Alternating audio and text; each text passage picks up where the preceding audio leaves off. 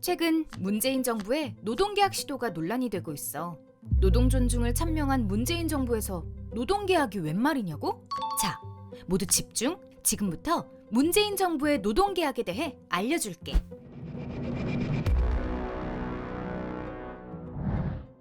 문재인 대통령은 후보 시절부터 ILO 핵심 협약 비준을 약속해왔어. ILO는 전 세계 187개국이 가입한 유엔 산하 국제 노동기구로 노동 조건 개선과 노동자 지위 향상을 위한 전문기구야. 가장 기본적이기 때문에 ILO에서 반드시 지키라고 권고하는 8개의 핵심 협약이 있어. 부끄럽게도 한국은 이 핵심 협약을 지키자는 약속조차 하지 않은 7개의 회원국 가운데 하나야. 얼마 전 문재인 정부는 노동계의 요구에 떠밀리듯 그동안 비준하지 않았던 핵심 협약 4개를 비준하겠다고 나섰지만 진짜 문제는 그 뒤에 감춰져 있어.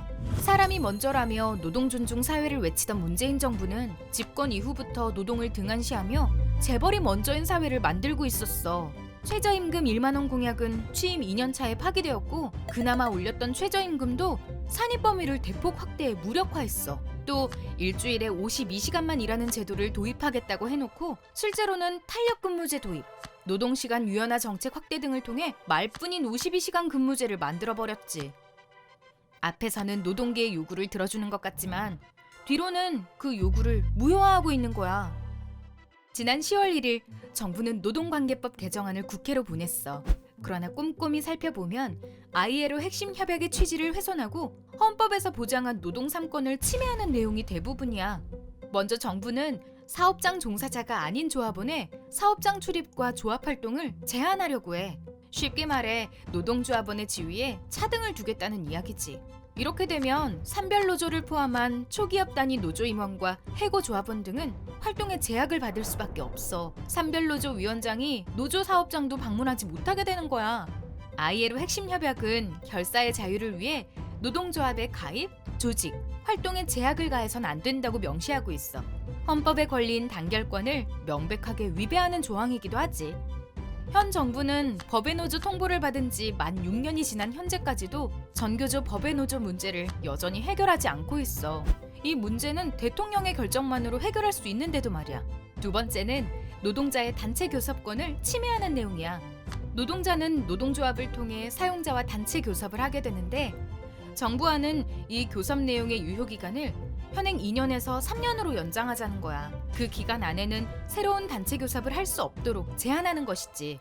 이렇게 되면 교섭 창구 단일화 제도와 맞물려서 새롭게 교섭권을 얻은 노조라도 유효기간 중에는 최대 4년까지 단체 협상을 요구할 수조차 없는 상황이 벌어질 수 있어. ILO는 장기적인 단체 협약이 노동자의 진정한 이익을 훼손할 수 있다고 우려를 표하고 있어. 단체 협약의 유효기간을 연장하는 건 ILO의 핵심 가치를 부정하는 것과 같아. 개정안이 제한하려는 또 다른 권리는 단체 행동권이야. 정부는 직장 점거 등의 쟁의 행위를 사실상 불가능하도록 법을 바꾸려고 해. 이 법이 통과되면 사업장 내에서 진행되는 평화로운 집회나 피켓팅 같은 의견 표출조차 금지될 가능성이 높지. ILO는 파업할 권리의 본질이 평화적 압력을 가하는 데 있고 이 권리에는 사업장의 점거 행위도 포함된다고 밝힌 바 있어. 한마디로 노동조합의 손발을 묶어놓겠다는 이야기지.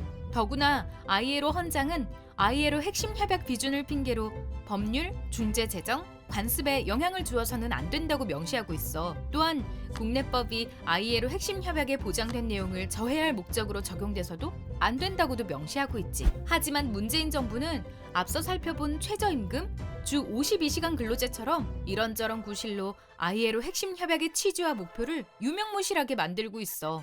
정부의 개정안은 기업의 착취와 탄압을 공고히 하는 노조 파괴법인 셈이지. 이번 정부의 노동계약안이 통과되면 한국의 노동조합은 아무것도 할 수 없는 빈 껍데기로 전락하게 돼. 문재인 정부의 목적이 핵심 협약 비준이 아니라 노동계약에 있다고 추론하는 건 지나친 의심일까? 기분만 내고 알맹이는 없는 노동 존중. 이쯤 되면 막 가자는 거겠지? 더 큰 문제는 정부 여당과 매일같이 싸우던 자유한국당이 한술 더 떠서 노동계약법을 제출하고 있다는 거야. 자유한국당은 사측이 부당노동 행위를 해도 처벌하지 못하도록 하는 법, 노동조합이 쟁의 행위를 전면 금지하고 쟁의 행위를 하는 노동조합은 해산시킬 수 있는 법, 파업을 하면 대체 인력을 전면 허용하는 법 등을 제출했어. 그야말로 노동조합을 작심하고 파괴하겠다는 법안들이지. 여당은 이를 막기는커녕 지난 10월 18일까지 진행된 국정감사 이후 본회의가 열리면 31일에 이 법안들을 통과시키기로 야당과 합의했어. 다른 법안들은 싸움을 좀 더 해야 하지만 노동계약만은 사이좋게 꼭 같이 하자고 합의한 거지. 이렇게 급박하게 돌아가는 정세에 발맞춰 민주노총도 만반의 준비를 해야겠지. 그래서 민주노총은 11월 9일 전국 노동자 대회에 100만 조합원을 결집할 계획을 세우고 있어. 정부의 노조 파괴와 노동 탄압에 맞서는 선전포고야. 또한 11월부터 12월까지 이어지는 총파업 총력투쟁에서는 농민, 빈민, 시민사회의 모든 민중이 함께하는 민중대회를 통해 불안정 노동, 비정규직 철폐 등 민중의 삶을 위한 요구를 제시할 예정이야. 자, 이제 우리가 왜 모여야 하는지, 모여서 어떤 일을 해야 하는지 알겠지? 11월 9일 서울에서 열리는 전국 노동자 대회는 우리의 의지를 보여주는 중요한 자리가 될 거야. 우리의 결집된 힘으로 노동할 권리, 진정한 노동 존중 사회를 쟁취하자.